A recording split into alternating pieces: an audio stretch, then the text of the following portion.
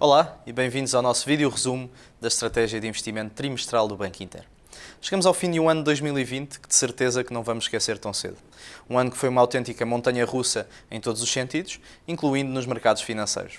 Começámos com o pior trimestre para os mercados desde 1987, passámos por 2 meses de confinamento à escala global inéditos na história da humanidade e terminaremos, ao que tudo indica, com recuperações fortes e com o S&P 500 em máximos históricos.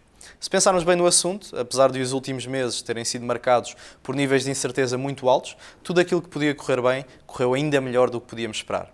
E a que é que nos referimos? Referimos-nos, acima de tudo, a 6 fatores principais que tiveram, ou que se encaminham para ter, desfechos positivos. O primeiro, e mais óbvio, é a questão das vacinas contra a Covid, em que em vez de uma podemos ter 4 vacinas aprovadas no curto prazo. Estas vacinas chegaram mais rápido do que nunca, com graus de eficiência muito altos, entre os 90% e os 95%, e já começaram a ser administradas.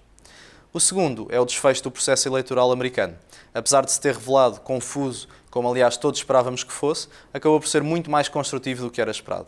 A vitória de Biden traduz-se numa presidência democrata, mas com pouca margem de manobra em questões-chave, o que acaba por dar algum descanso em matérias como o aumento de impostos, que preocupavam o mercado. Em terceiro lugar, tivemos uma proatividade nunca antes vista de todos os bancos centrais no apoio à economia. Em quarto, o acordo de comércio livre que passou quase despercebido entre 15 economias da Ásia-Pacífico e que deve beneficiar as economias asiáticas.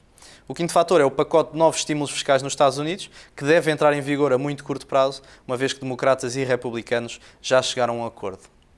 E por fim, o último é o Brexit, que apesar de ainda não ter um desfecho definido, acreditamos que no final Europa e Reino Unido chegarão a um acordo construtivo para ambas as partes.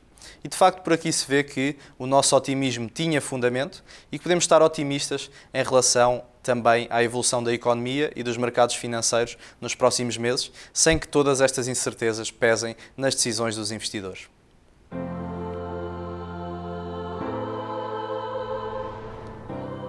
Neste contexto, podemos estar muito satisfeitos com as soluções recomendadas pelo Banco Inter Research. Começando pela seleção estabilidade, a carteira cumpriu o seu principal objetivo de conservar o capital dos clientes e, além disso, manteve o potencial de gerar retorno, acumulando uma valorização de 2,6% até finais de novembro. As carteiras modelo de fundos acabaram por ter um ano também muito bom. Até ao final do mês passado, acumularam retornos entre os 4,8% no perfil mais defensivo até 8,8% no perfil dinâmico, que são de facto performances muito fortes, tendo em conta que se tratam de carteiras diversificadas e também muito equilibradas.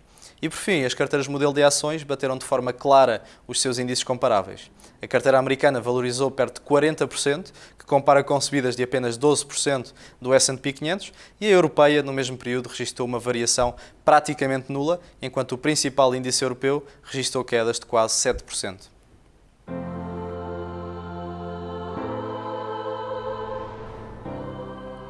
Olhando já para o futuro, para o ano de 2021, acreditamos que será um ano em que a recuperação da economia será a grande protagonista.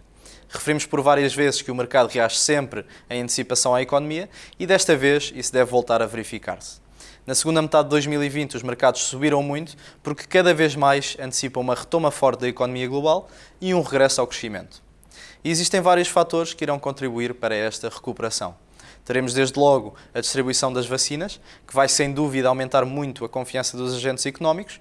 Continuaremos também a ter o apoio constante dos bancos centrais, que garantem uma enorme liquidez no mercado e custos de financiamento muito baixos. E em terceiro lugar temos fundos comunitários, especificamente na Europa, com o intuito de possibilitarem reformas estruturais e intensificarem o crescimento económico. E por fim, temos também muitas operações corporativas de fusões e aquisições que devem trazer mais dinamismo à economia. Com tudo isto, estão reunidas todas as condições para que em 2021 as empresas voltem a melhorar os seus resultados, para que o consumo e o investimento recuperem acentuadamente e para que os mercados voltem a ter um ano positivo. E quem ficar fora deles, muito provavelmente, irá arrepender-se.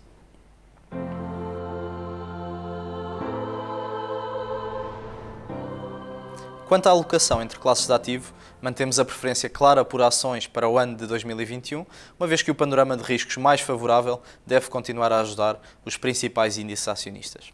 Em novembro aumentámos a exposição a ações em 15% em todos os perfis e até agora a estratégia tem-se revelado acertada. Para o próximo ano mantemos os mesmos níveis de exposição, entre 25% no perfil defensivo e 80% no perfil mais agressivo. Quanto às obrigações, o contexto de taxas de juros muito baixas não ajuda os ativos de baixo risco. Nas obrigações soberanas, por exemplo, é necessário, em regra, tomar um risco de duração muito grande, ou seja, subscrever obrigações com maturidades muito longas para obter rentabilidades atrativas. E por essa razão, o segmento das obrigações corporativas continua a ser o nosso favorito. Entre elas, damos prioridade ao crédito de alta qualidade creditícia, ou seja, com ratings investment grade. Uma novidade nas nossas recomendações é a aposta de forma oportunista nas obrigações corporativas com rating especulativo, ou seja, high yield, mas apenas para os ratings mais altos de BB.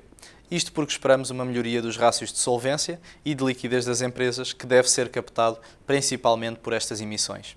Ainda assim, continuamos a recomendar evitar exposições aos ratings mais baixos.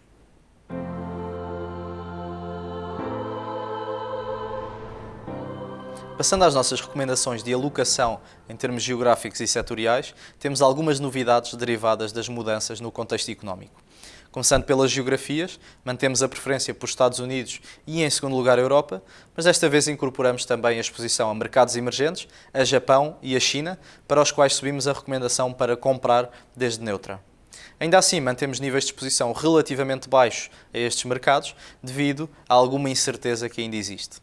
Quanto à alocação por setores, continuamos a recomendar a exposição aos setores com maior potencial de crescimento no longo prazo, entre os quais colocamos tecnologia, energias renováveis e consumo de luxo, e além destes, incorporamos também setores mais penalizados pelo vírus, tais como construção, bancos e seguradoras, companhias aéreas, hotéis e empresas industriais, que esperamos que beneficiem do contexto menos incerto que teremos e da recuperação do ciclo económico.